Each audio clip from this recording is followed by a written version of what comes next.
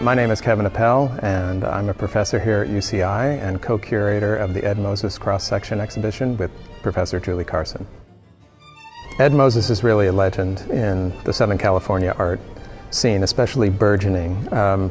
It was early on, it was kind of like the Wild West out here. There were few galleries to choose from, and he was with one of the most important galleries, if not the most important gallery, which was Ferris Gallery.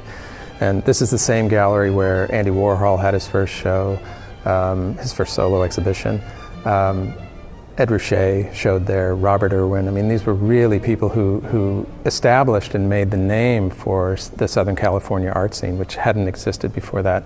And Ed was right smack dab in the middle of this. I wanted to be a surgeon. My father had arranged for me to go to a proper university, to medical school, but I couldn't memorize. I had this one failure, a major failure.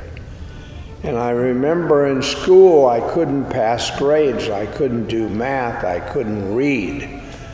And they couldn't figure out what it was. This painting is New York Track from 1975, and the grid work really represents some of the most known iconic imagery that you see coming out of Ed Moses' work. If you were to ask somebody, even though he's jumped around so much in the way he addresses and challenges himself in his work, if you were to ask somebody, quite possibly the first image that might pop to their mind would be one of these diagonal grids. In high school, I took mechanical drawing, and I loved the sensibility of drawing lines thin and inking lines and making shapes, geometric shapes. But that was it. These paintings are much more ethereal, and that's why we've called these the apparition paintings. And Ed even has referred to them as being apparition-like sometimes. And so the difference is that there's a real simplicity, and it highlights the body.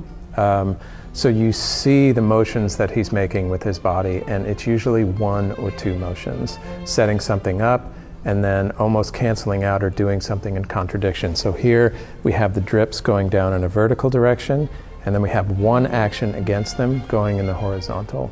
Apparitional abstractions I was doing. In other words, I would flow colors in and they would make configurations. Some of them hit that note, whatever that note is.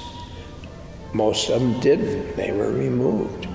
And that's happened through most of my life. These rosettes that you see taking place throughout here happened at first, Ed talks about accidentally, actually. He fell onto the canvas. So maybe an elbow hit one of these spots and started to get these circular motions, but what came forth after that is that he started committing these kinds of acts of violence on the paintings, where while this separation in the chemicals was taking place, he would actually go up and start to punch the canvas to make these patterns take place. This idea is, let's feel and not try to change.